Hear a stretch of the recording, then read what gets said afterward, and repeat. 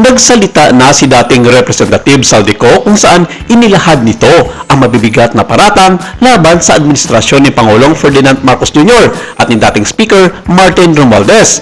Isinuwalat na nagbitiw ng mababatas ang dahilan ng kanyang pananatili sa labas ng bansa sa kabila pa ng aligasyong nagtatago ng umano siya matapos madawit sa kontrobersiya ng flood control anomaly. At hindi lang dumaos-dos ang naging pasabog ni Representative Saldico kung saan naging instant viral ito sa social media isang oras pagkatapos ng kanyang payag laban sa Pangulo ng Pilipinas at sa dating Speaker of the House na si Representative Martin Romualdez.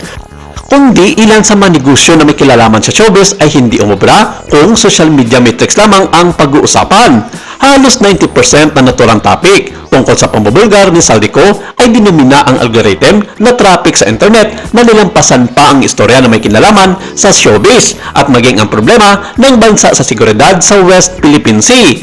Isa sa mga naapektuhan di mano ay si Aljur Abrenica na bumaba ng halos 70% ng subject topic tungkol sa kanya sa buong social media na bagay naman bumagsak ang algorithm ng kanyang mga trending at viral na mga video. Pinag-uusapan din ito ng ilang mga showbiz insiders at mga columnist sa kanilang mga programa sa kanilang mga YouTube vlog kung saan sayang naman daw si Aljur at ang kanyang mga ginawang mga effort na gumawa ng pangalan sa social media.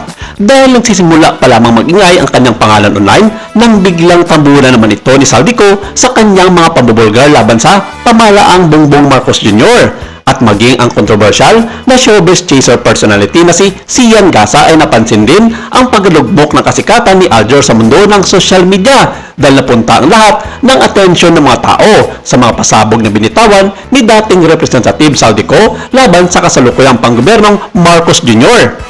Saad niya sa kanyang post sa kanyang social media, malas naman ni AJ, Aljur at Kylie. Kakatrending pa lang para sa kanilang mga karer, biglang nasapawan agad ni Saldico. Mission accomplished but failed to maximize the clout. Sayang nga oy, matatanda ang nagtrending si Aljur matapos ito mag-post ng ilan sa mga kanyang cover song mula sa mga sikat na international na mga singer kung saan umani ito ng mga samot-saring reaction mula sa mga netizens para magbigay daan na pag-uusapan ito ng todo-todo sa social media. Aware naman noon si Aljur Abrenica sa mga nakakatuwang reaksyon ng publiko sa kanyang mga pop cover ng trending sa social media.